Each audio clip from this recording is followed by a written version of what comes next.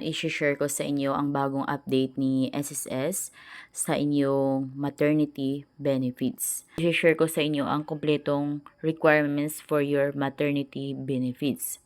Ngayon, nasa SSS website ako, so nakapag-login na ako. Dito, click natin itong benefits. Then, click ulit natin yung benefits.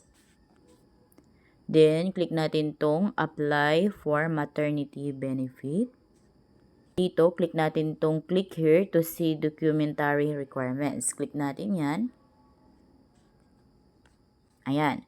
So, ito yung complete list of documentary requirements maternity benefit application. So, dito guys, sa bagong update ni SSS, so, kailangan na pag once na buhay naman yung baby ninyo. So, kailangan ng proof of child's birth. So, dito dati pag magpasa kayo ng birth certificate ni baby, so kailangan lamang is yung birth certificate na galing sa local register. At syempre may tatak ito, at kung PSA naman is kailangan klaro lang. At saka colored copy yung mga ipapasa ninyo at galing sa PSA. Pero sa ngayon, kailangan ng OR, official receipt. So, kung ano yung binayaran ninyo doon sa birth certificate ni baby, local registrar man yan, or kaya PSA, so kailangan may OR or resibo. Then, ito naman yung requirements for the stillbirth or fetal death. Ayan. So, check nyo na lang yung SSS account niyo kung gusto nyo yung mabasa lahat ng details dito. Then, dito naman for miscarriage, ito naman yung mga requirements na kailangan yung ipasa. Ayan. Then, supporting documents. Ayan.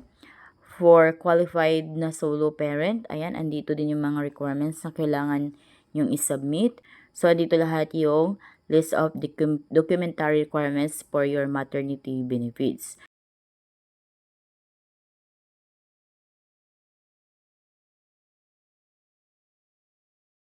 Ito guys, ang pinakaunang requirements is certificate of live birth ni baby. So pag once na may ganito na kayo, so of course pwede na kayong makapag-submit ng SSS maternity benefit online. But then dahil kayo ay separated sa inyong employer, so may karagdagang requirements kayo. So as you can see dito, ito na yung pinakaunang requirements sa inyo. So make it sure na pag once ito yung requirements niyo, so may tatak yan ng local registrar para i-approve yan ni SSS. Then take note na pag once kayo ay late filing, so kailangan na yung ipapasa ninyo is PSA birth certificate ni baby. But then dahil kakapanganak nyo lang, so pwede na itong certificate of live birth. Then, pangalawang requirements guys is COE, Certificate of Employment. But then, take note, hindi lahat ng SSS is tumatanggap ng Certificate of Employment. Dahil ang ibang SSS branch is mas prepared nila yung Certificate of Separation. So, pag once na hindi ito i-approve sa inyo, so kailangan ang meron kayo is Certificate of Separation. So dito, ito yung sample natin sa Certificate of Separation from Employment. So kung tutuusin is halos parehas lang naman yung Certificate of Employment or COE dito sa Certificate of Separation from Employment. But then yung ibang SSS is mas gusto nila yung itong Certificate of Separation. So, take note na lahat naman ng SSS branch is pag once na ipasa ninyo is Certificate of Separation is tinatanggap nila.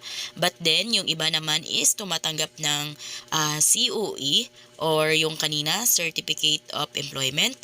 Then, ang iba is hindi. But then, dito sa Certificate of Separation is lahat ng SSS branch is tinatanggap ito.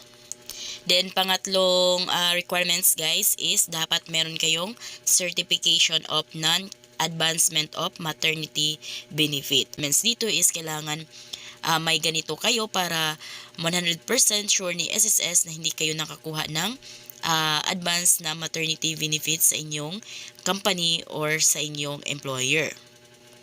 Then guys, pag once naman na hindi na kayo makakuha ng ganito dahil kayo ay awol, so halimbawa din na kayo makakuha ng certification of non-advancement of maternity benefit, then wala din kayong COE or wala kayong certificate of separation from your employment dahil kayo ay awol, or wala na yung company ninyo, nagsarado na, or any reasons na hindi na kayo makakuha ng certificate of separation or COA or non-cash advance, so ang gagawin nyo guys is magpa-affidavit kayo. So ito yung magiging requirements ninyo pag once na hindi na kayo makakuha ng separation certificate or COA or non-cash advance sa inyong company or sa inyong employer dati.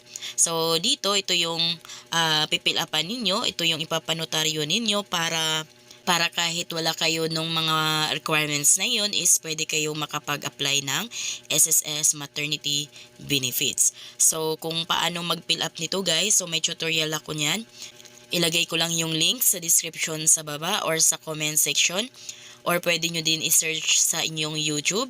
I-search nyo lang yung SSS Affidavit of Undertaking Jubes Vlog. So lalabas na dyan yung tutorial ko kung paano kayo makakuha nitong form online at ang tamang pag-fill up nito.